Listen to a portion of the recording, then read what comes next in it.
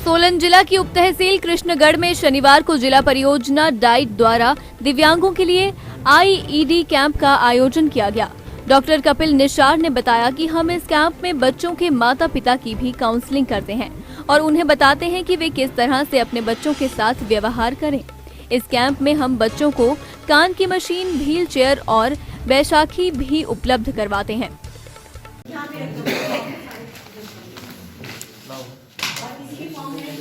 Sir, सबसे पहले तो मुझे आप अपना परिचय देंगे।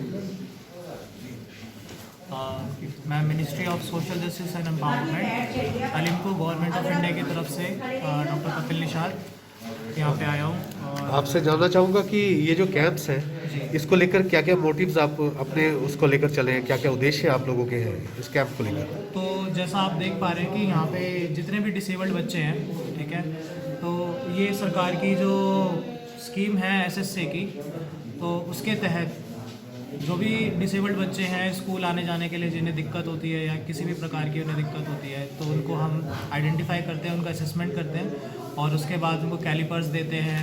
किसी के हाथ पैर कटे तो उनके हाथ पैर देते हैं और व्हील चेयर, ट्राईसाइकिल, अंधे बच्चों के लिए छड़ी, ब्रेल किट और बहरे बच्चों के लिए आपकी कान की मशीन और भी बहुत सारी प्रकार की चीज़ें हैं, बैसाखी वगैरह सब, मोटराइज ट्राईसाइकिल वगैरह सब कुछ हम देते हैं।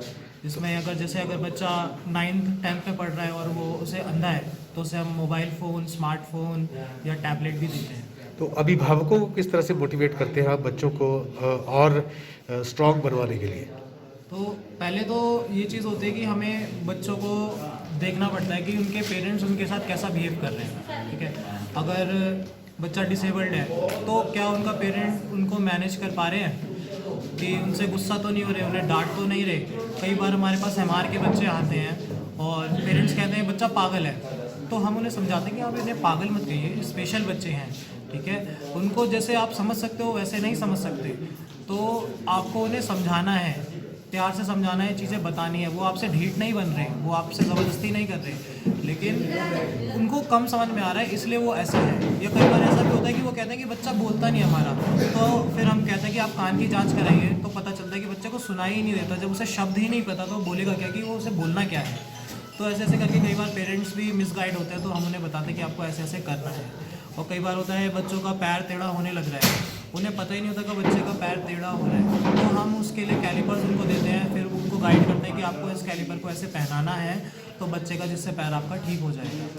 तो इस तरीके के हम सारे बच्चों को जो भी हम मोटिवेशन दे सकते हैं, उन्हें क्या क्या कर सकते हैं और बच्चे की लाइफस्टाइल को कैसे इंप्रूव कर सकते हैं, तो उसके लिए हम पेरेंट्स को और बच्चों को दोनों को गाइड करते हैं। जैसा कि आप बता रहे हैं कि आप पेरेंट्स को भी मोटिवेट करते हैं, पर चूंकि कुछ जगह ग्रामीण क्षेत्रों में इन चीज़ों के बारे में पता नहीं चल पाता है कि इस तरह के कैंप्स लग रहे हैं कि नहीं लग रहे हैं, तो उस विषय में आप क्या कहना चाहेंगे और क्या क्या आगे जो आपकी रणनीतियाँ होंगी वो किस तरह की रहती है कि जो बच्चे नहीं पहुँच पाते यहाँ तक?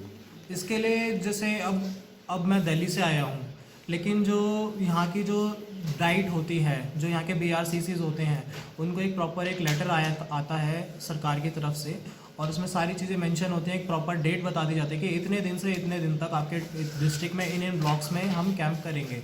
तो उन कैंप्स के लिए फिर जो यहाँ के BRCs होते हैं और DC होते हैं, उन सब की ये जिम्मेदारी होती है कि जो उनके वहाँ बच्चे, डिसेबल्ड बच्चे। दिव्य हिमाचल टीवी के लिए चंडी से देवेंद्र डोगरा की रिपोर्ट।